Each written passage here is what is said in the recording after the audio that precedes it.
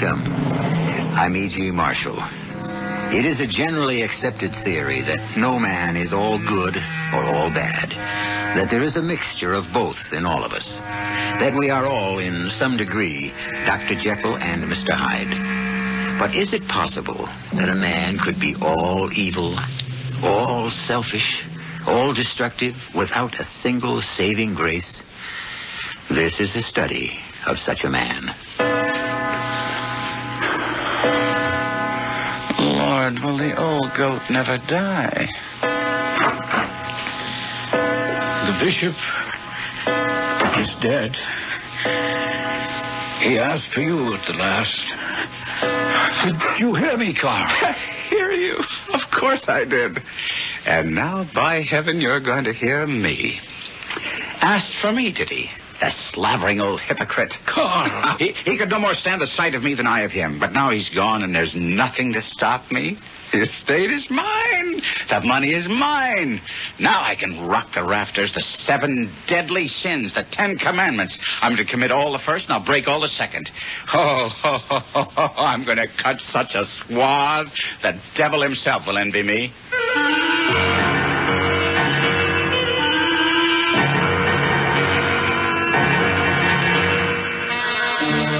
Our mystery drama, Markheim, Man or Monster, was suggested by the Robert Louis Stevenson classic and was written especially for the Mystery Theater by Ian Martin and stars Kevin McCarthy.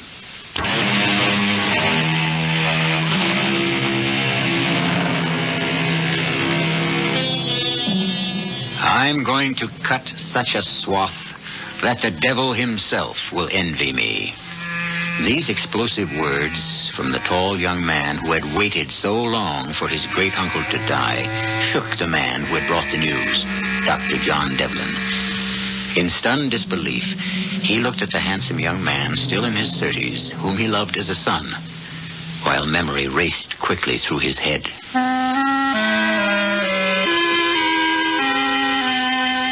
I had known Karl Markheim all his life. I should. I brought him into the world. Perhaps what I should be saying is I thought I had known him. Oh, I realized that beneath the dark, Byronic beauty of his physical presence and his magnetic charm, he was lazy and shiftless and frequently arrogant. But since his parents' death, I had stood in loco parentis to him and accepted his faults as any parent eventually must do with a grown man. And yet, till this moment, I had failed to realize the ugly evilness that lurked deep within him. Carl, control yourself. The house is full of mourners who loved and respected the great man we have just lost.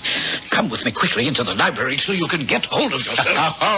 I can control myself, Uncle John. If I could keep myself in hand, swallow my bile all those years I had to scratch for handouts, how easy do you think it's going to be for me now that I'm king of the hill? Carl, boy, save some pity and sorrow for the poor old man. He was your great uncle. He was a family nemesis. He sat on the estate and the money, pontificating on the virtues of frugality and self-denial, refusing my father his share, hounding him into mediocrity, turning him into a fawning dog, killing him in the end.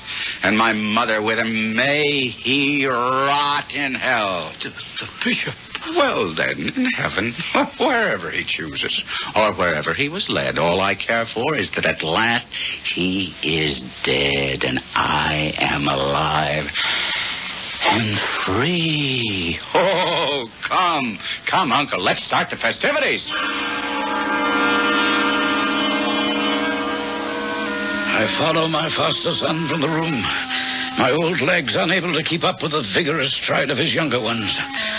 I watch him pass among the guests, a perfect picture of subdued grief and compassion. His tall figure above everyone as he moves through the crowd of mourners towards the Childers family, oldest and dearest friends of Carl's father and mother. And I cannot believe it, watching him now. The thoughts that he has put into words in front of me. Carl, my dear boy, my deepest condolences. Thank you, Mr. Childers. I'm sorry, too, Carl. I wish there was something I could do to help. Thank you, Grace. But it had to come eventually, didn't it? As it must to all men. And women, too, I suppose. Oh, never to you, Mrs. Childers. You look like Grace's sister. Oh, now, there's the wildest of compliments from a young man to a woman teetering on the edge of her prime. Now, that's true enough, madam. That you are in your prime, but far from the edge. You are very gallant. And you are very out of key for such a solemn occasion, Gertrude. Oh, I'm sorry, Winston. I certainly didn't mean to say or do anything inappropriate. When will the actual internment be, Carl? Oh, I'm afraid I'll have to ask Uncle John. He can tell you exactly what's planned. Oh, hello there, Dr. Devlin. Mr. Childers, Mrs. Childers, Grace. How do you do? Always a pleasure to see you, Dr. Devlin, even under these most unhappy circumstances. I've got to get a breath of air, Grace. You want to join me on the balcony? Oh, yes. Will you excuse us for a moment?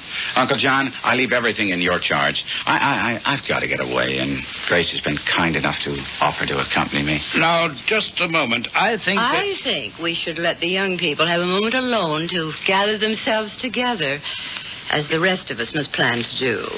Well, of course, darling, if you think so. You'll excuse us then? By all means. Oh, look, Carl. There's a full moon. Lover's moon.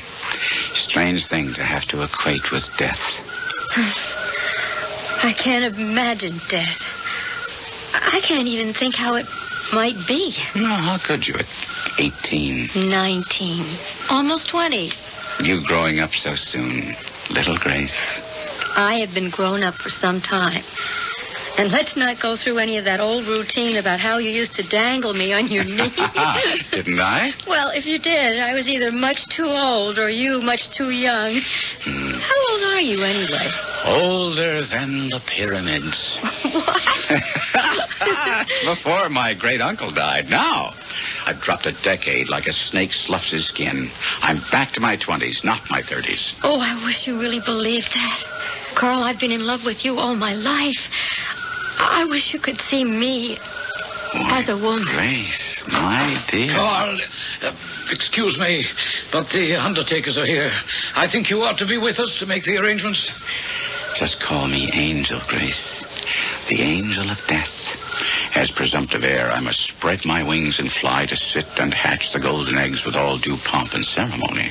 Oh, I'd love to call you Angel, but for very different reasons.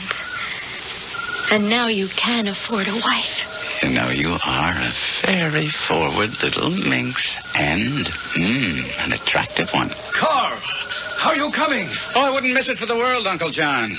I can't wait to be in at that death. I'm very displeased with you, Gertrude. Are you, Winston, dear? What about this time? Grace, sending her off with that great Markheim. You disapprove of young Markheim as a husband for Grace? Well, he's not young. Well, he's in his 30s, young enough, and now gloriously rich. Well, I'm sorry to disappoint you, my dear, but as family lawyer, I happen to have drawn the bishop's will. The entire estate goes to the church, except for a small pittance to his grandnephew. Oh, no. Oh, look at Grace, the way she looks at him. You can see she adores him. And, well, she does have money of her own. On which, as long as I have any say about it, he'll never lay a finger. They're coming this way. I'm returning your daughter to you, safe and sound. If you'll excuse me, I understand the undertakers are here, and I shall be needed. Then we'll go. Grace, you and your mother go home. I shall stay for the reading of the will. So soon? If you prefer to wait. No, by all means. Let's have anything pleasant that we can on this unfortunately dreary occasion. I shall make all due haste to have the bishop transported to the mortician so that he can robe and prepare him for his lost retreat. Carl! Oh, forgive me, Mr. and Mrs. Childers, but Carl, you're keeping us waiting. If you'll excuse me. Quite all right. I'm sorry, Uncle John. I didn't realize that the old boy was in that much of a hurry. I don't believe it. Everything. The estate, this house, all the money to the church. You heard the will? I'll contest it. I'll drag it through every court. Now, easy, Carl, easy. He left you a yearly allowance. £1,000 a year? Well, that's not enough to keep me in cigars. I think the bishop had it in mind that it was high time for you to start earning your own living. Don't you look down your nose at me, you pompous fat... Carl, control yourself. It's quite all right, Dr. Devlin. I can well understand Markheim's disappointment. But time will accustom him to his new status in life. The will entitles him to stay on for 6 months in the house. It will take that long to clear probate anyhow. He'll never clear probate. I'll contest. That's your election. But let me warn you, Markheim. I drew this will, and it's ironclad. You can't break it. Besides, it'll cost money to contest, and it seems that's what you have, in your own words, very little of. Good day, gentlemen. Good day, Mr. Childers. Oh, that fat, supercilious, vulgar little... Oh, will you stop it? I can't bear to see you like this. You mean as I really am? No, I won't believe that of you. Then watch me find a way to cut him down to size. You can't, Carl. You have no power to change what is. Oh, you think not? You think not? When one has no scruples and long ago buried his conscience, anything and everything is possible. Now stop looking so scandalized. Is the naked truth more than your Victorian morals can bear?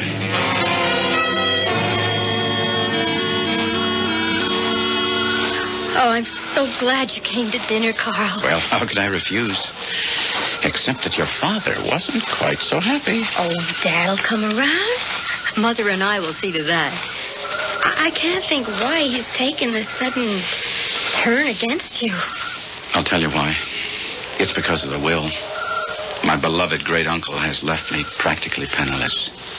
Oh, no. Oh, my poor darling. Oh, but you, with your wonderful brain and all your connections, you can find a way to be as rich as you want to be. Well, that takes time, and I don't get any younger. Oh, you'll never look old. I adore you, my darling. I have all my life watching, waiting for you to grow up. To be old enough to ask you to be... Well, it's all impossible now. What's impossible? For us to be married? Just because you haven't much money? Well, I have more than enough for both of us. Mine that my uncle left me. Oh, darling, if that's all that stands between us, kiss me, and we'll be married as soon as it's decent.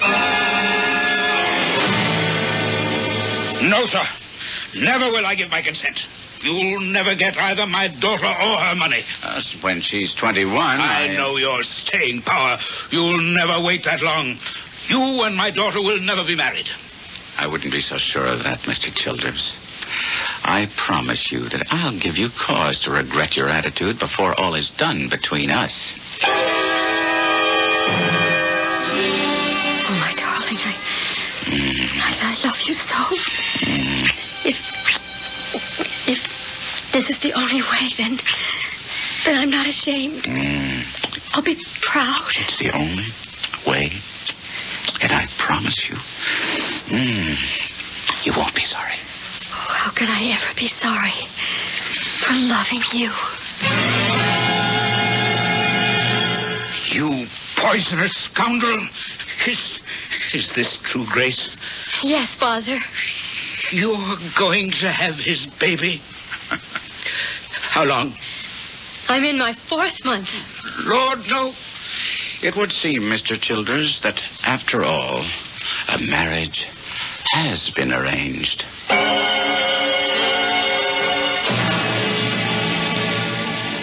Without scruples or conscience, anything is possible.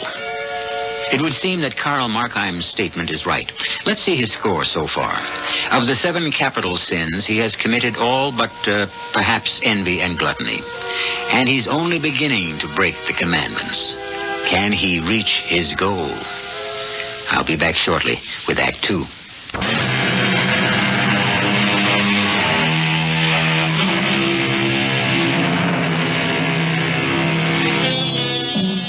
A marriage was arranged, and young Grace Childers became Karl Markheim's willing bride.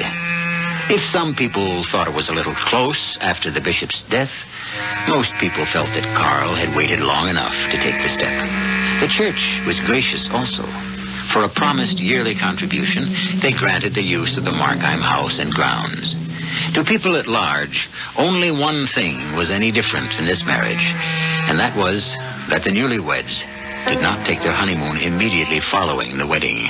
How is Grace, Uncle John? In perfect health. She'll make a wonderful mother. I have something to say about your wife's pregnancy. What's that? It's starting to show.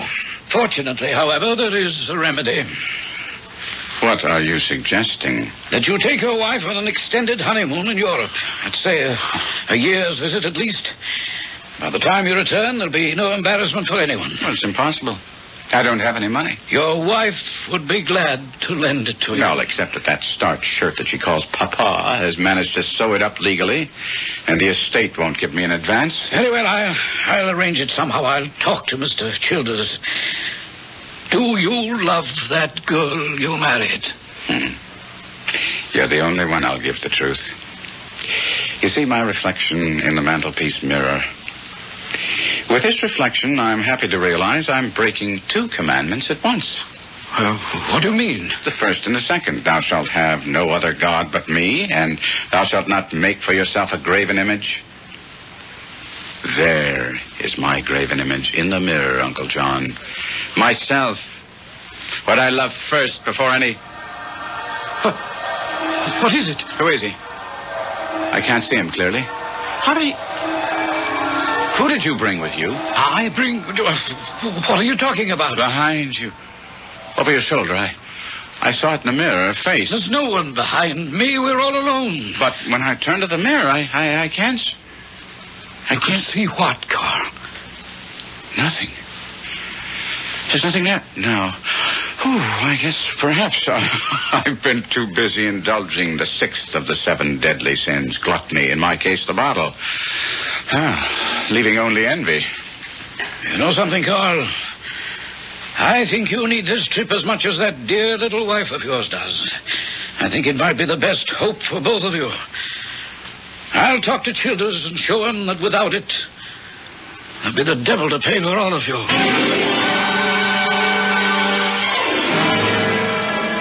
I respect your opinion, Dr. Devlin, and I applaud your belief that there is one decent streak somewhere in that young blackguard's makeup.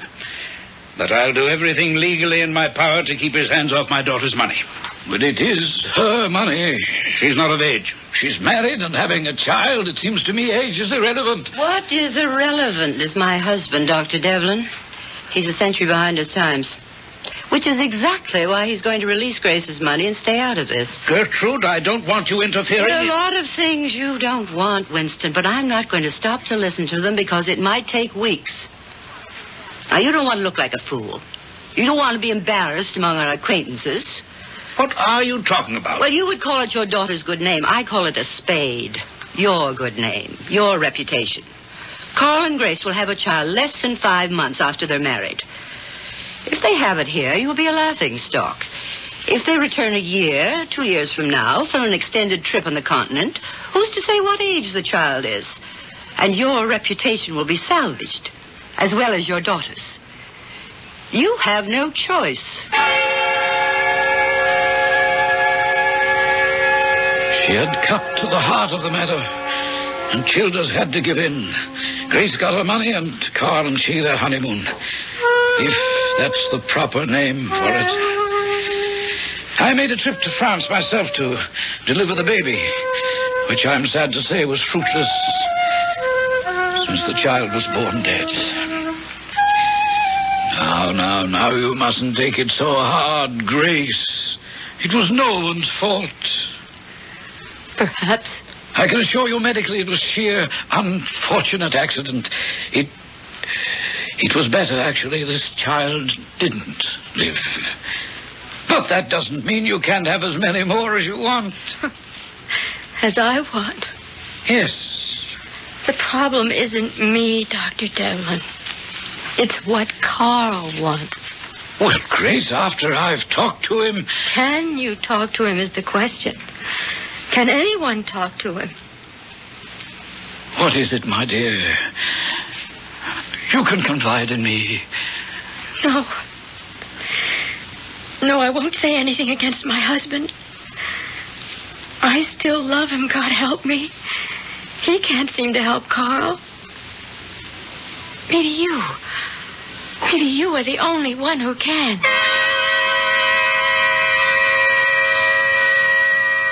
It was a sordid, sickening tale I learned from acquaintances and friends that Grace had made before I faced Carl himself.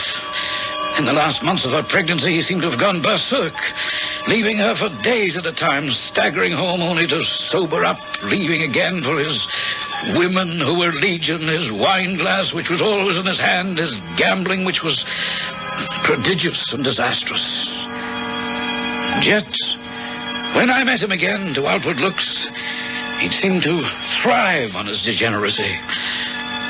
I found him at a bar, sitting on a stool facing the mirror, a glass of cognac in hand. What are you doing here, Carl? Oh, what else, Uncle John? Celebrating the birth of a new era. Carl Markheim, father. Don't tell me the blessed event has arrived. Your baby was born. Dead. Thank God. What? Karash. There goes another commandment. Thou shalt not take the name of the Lord in vain. Third, isn't it? And today is Sunday, so that does away with number 4. Are you mad, drinking at a bar while your wife lies mourning in the hospital, mourning your lost child? And more than that, I expect. Lost love that never was. But there is enough more lost. I'm broke, Uncle John. Cleaned out. No love. No child. No money. You've gone through all Grace's money in less than 6 months. Wine, women, and a little clicking ball. At least you still have your 1,000 a year. Oh, no. That's mortgaged, too. Very well, let's not discuss it here. Come, we'll get to the hospital and pick up Grace, and I'll see that all of you get home. Wait a minute. What is it now? You see, between us and behind us in the mirror, he's waiting. He's always waiting. He will not let me go. There's no one there, Carl. Not when you turn around, but I haven't the courage for that anymore. In case he might be. All right, then I'll prove it to you. I'll turn you. There. Do you see anyone? No. Then let's be on our way.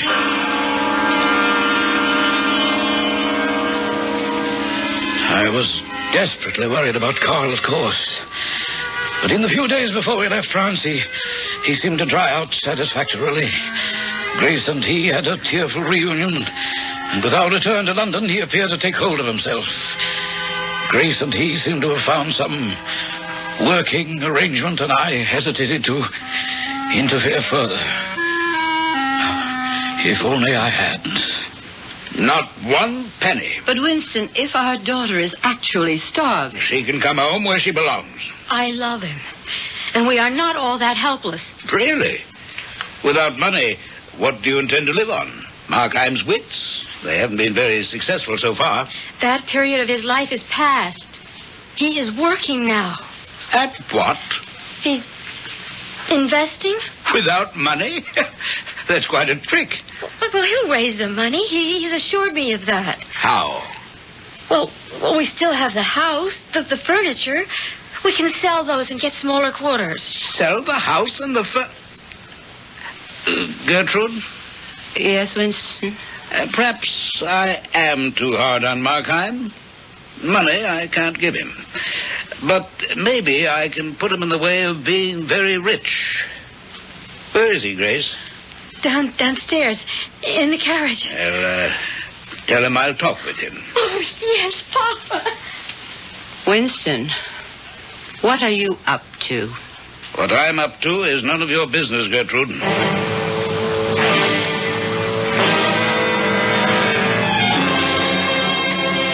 I won't pretend to have any love for you, Markheim, and I've no money to lend you.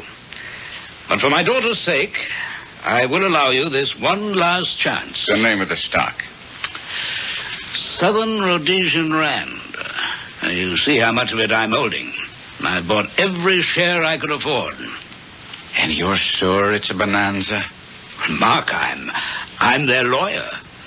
They've discovered the greatest mother lode of gold since the Comstock in America. It'll make millionaires of us. Is there stock available? Yes, still. I can arrange that for you through my broker. Strictly cash. After Monday, when the news will break, there won't be a share left. You've 3 days left, remember. Good Friday, the exchange will be closed. I'll have the money before then, by hook or by crook.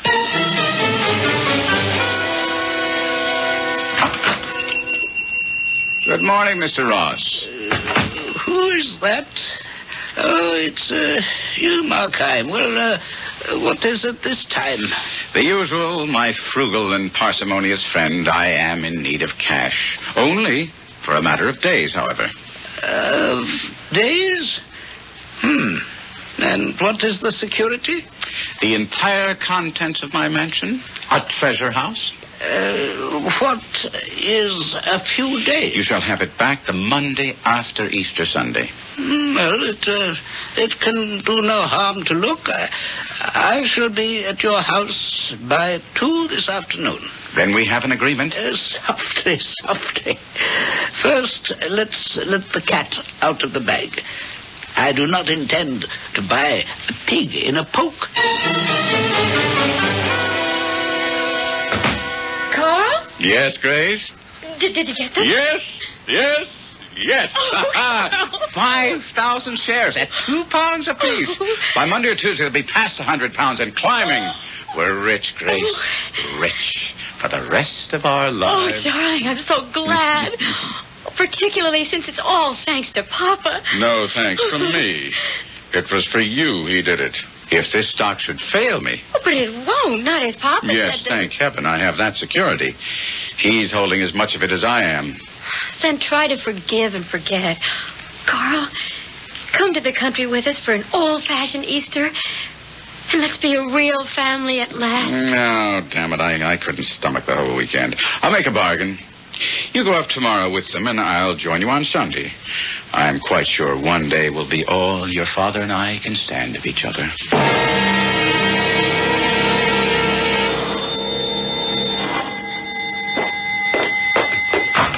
Carl? Oh, Carl, thank God I found you at home. Gertrude. Oh, my poor darling. Gertrude, what is it? Something happened to Grace? No. They've left for the country, but I had to see you the first moment he was gone. The stock. Is it true you bought it? Oh, yes. But what? Oh, Lord, what are you going to do? He's ruined you. The stock you bought was his. He swindled you into buying it. Swindled me? Yes. The company is bankrupt.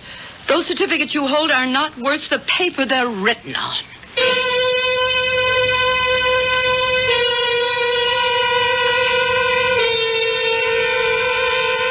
For a moment, Markheim stares at Gertrude in utter incredulity. Then, as he turns in a fury to slam his fist against the wall, there, in the hall mirror, he sees his reflection and Gertrude's. And behind them, smiling with an almost satanic glee, the face of the man who taunts and haunts him. I'll return shortly with Act 3.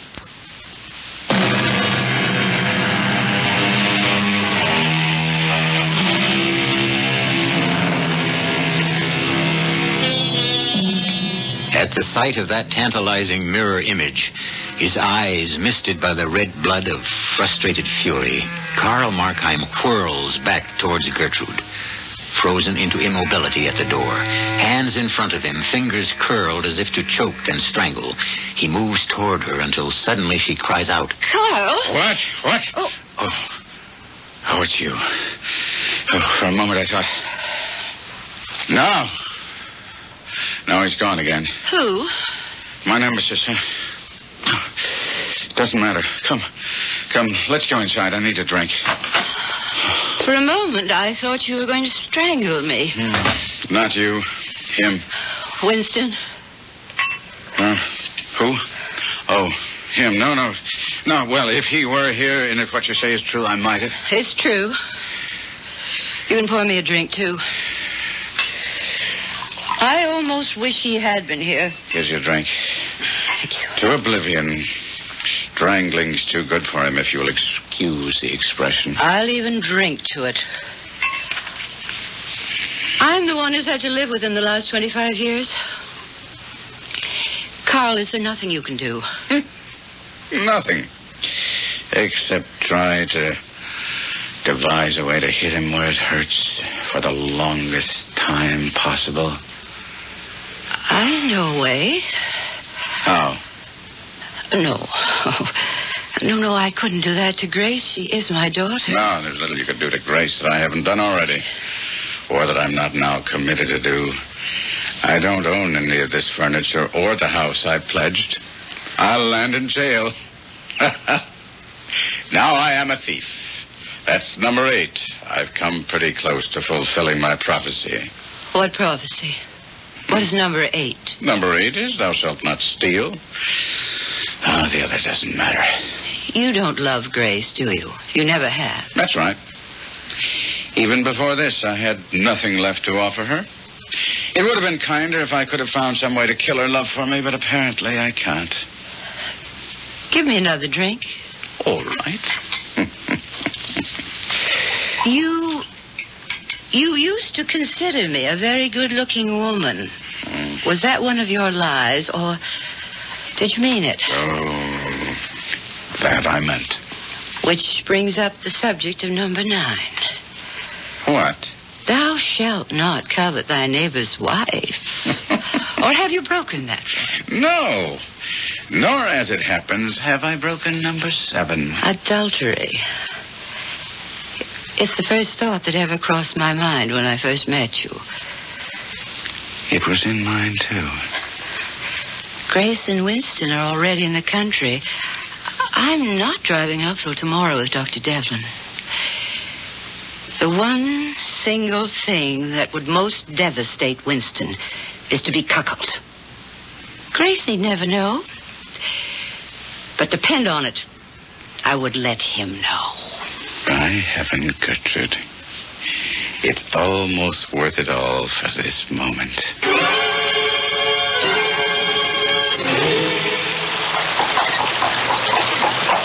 What is it, Papa? The bridge is down, those damn spring rains. We can't make it before dark. We'll have to go back.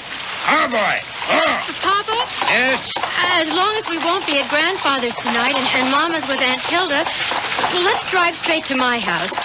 You can spend the night and I'll make supper for all of us. Well, I don't think your husband would welcome my presence. Oh, nonsense. Now that you've made him rich. That hasn't happened yet. Oh, but it's going to by Monday. Yes, Monday is going to be a red-letter day for Mr. Karl Markheim. All right. It's almost dark. We'd better hurry.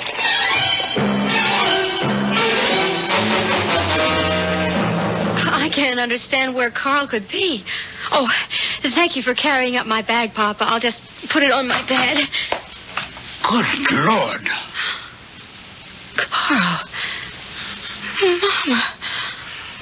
Oh, no. Well, Gertrude, it seems we won't have to tell your husband after all.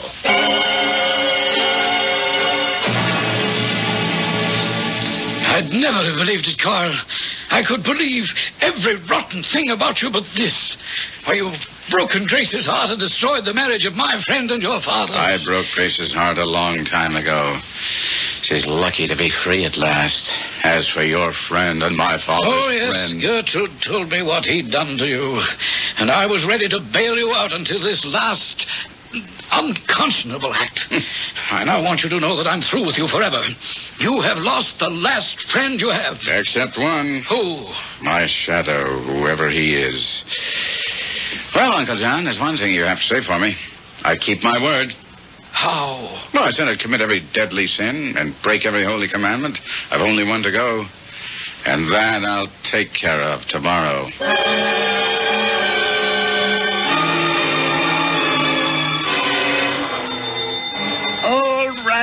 All right. I'm coming.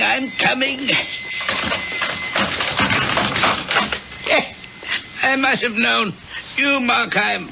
Who else would have the gall? Easter Sunday. Well, come in. You know I'm alone and that I make a point of refusing business on a holy day. I come to buy, not to sell. I seek an Easter present for a lady, which I must present tonight. So be it. You're an old customer, so let's see. Now, here's a pretty thing, this hand glass. 15th century. See how clear it mirrors. Too clear. I see him all too plain. Look here, do you see him? Well, I see my own reflection. Let me look again. No. There he still is. By God, I'll be rid of him at last. Now, there's an unkind, unseemly thing to do, to destroy so wantonly. And here is an even unkinder. You stabbed me. Why? Because I came here to complete an old vow and start a new life. Where do you keep your money? Money? No. Help me. I'm dying. Die, then. I picked up the guttering candle. I wanted to flee to the safety of my bed, but I've done the deed and must reap the profit. I moved about, pocketing whatever I could find of value, all the time my mind racing, telling me I should have chosen a quiet hour, arranged an alibi, not have used a knife that belonged to me. That made me move towards the corpse to pull it free. And then I saw the keys. There was money, much money, enough money to save me, hidden somewhere in this house. I must find it. Perhaps an hour later, I was upstairs, ransacking the place desperately, when the voice spoke. You are looking for the money, I believe. I whirled. It was him. My mirror haunt, at last, face to face in life. He seemed commonplace enough, and his voice was kind and gentle. I tried to answer, but none would come. I was frozen. You know, you have long been a favorite of mine. I have long observed you, as you are aware, and often sought to help you. What are you? The devil? What I may be cannot affect the service I propose to render you. No, never. Not by you. You do not know me yet. Oh, I know you. I know you to the soul. Know me? How can you know me? My life is a travesty and a slander on myself. I've lived to belie my own nature as all men do. Very feelingly expressed. But time flies. Shall I help you? I, who know all. Shall I tell you where to find the money? For what price? No, I offer you the service as an Easter gift. No. No, thank you. I take nothing directly at your hands. It may seem incredulous from all I've done, but I still cannot commit myself to hell. Why must you doubt that I have any heart? I was once an angel, too, you must remember. The devil. Why must all men mistake my purpose? I am here to try you, not to enslave you and drag you down into the pit. Oh, that's not necessary in my case. I dragged myself down. Because the devil is an illusion. I am all men. I dwell in all. It is you who seek me, not I you. Now, shall I show you the money? And mercy? Forgiveness? Salvation? Have you ever tried? Or asked for it? The maid. She's returned. Well, that need be no impossible fence to climb. You will open the door, tell her that you are the doctor who came because her master was taken ill quite suddenly. Once you have the girl inside and the door closed with the same dexterity as you dispatched the old man, you dispatch her. And then you have the rest of the day and night to ransack the house for the money.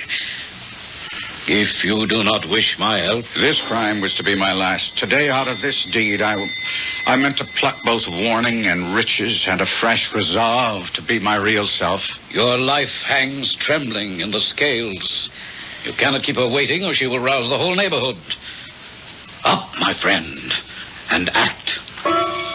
As a man in a dream, I passed down the stairs, my hand on the dagger hilt beneath my cloak. For a moment, I stopped by the door to look in a large Venetian glass. It reflects me, Karl Markheim, alone. Alone, I stand transfixed. And then the bell once more breaks out into an impatient clamor.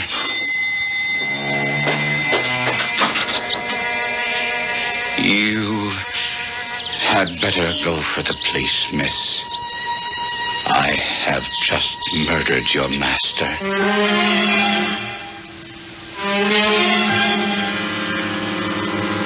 The devil is an illusion. He lives in all of us, and no one can conquer him but ourselves. This is a lesson Karl Markheim took a long and bitter road to learn. But then, salvation is never bought easily. I'll be back shortly. State Farm is there with a discount for drivers 50 and older. Millions of drivers 50 and older are saving important money with the State Farm discount. They're getting the personal agent service and great claims handling State Farm is famous for, and saving too. If you're 50 or older with no unmarried drivers under 25 living at home, see a State Farm agent now. And like a good neighbor, State Farm is there. The discount's not available in every state. Other restrictions apply. Hawaii, sun, sand, surf. And monster linemen battling each other at the NFL Pro Bowl in beautiful Honolulu.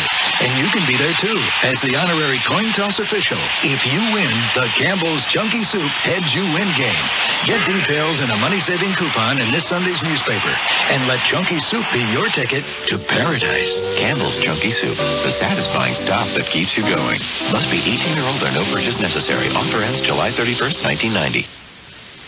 If you have not yet prepared your will, please listen carefully. Without a will, the laws of the state and not you will determine who receives your property and in what amounts. Who manages the affairs of your estate? Your choice as guardian of your minor children may never be known. Your loved ones could face unnecessary legal costs and needless court delays. Now, for only $12.95, you can make your own will quickly and safely with the American Will Kit. You'll receive simple fill-in-the-blank will forms with easy-to-follow directions. The forms were prepared by lawyers to be valid in all 50 states. Order now, and you'll also receive free of charge our easy-reading personal protection guide, giving you important tips and special information that can save you money. Now is the time to take advantage of this special mail order opportunity. To order, call toll-free 1-800-542-1212. Only $12.95 plus shipping. That's 1-800-542-1212. Money back if not satisfied. Call now, 1-800-542-1212.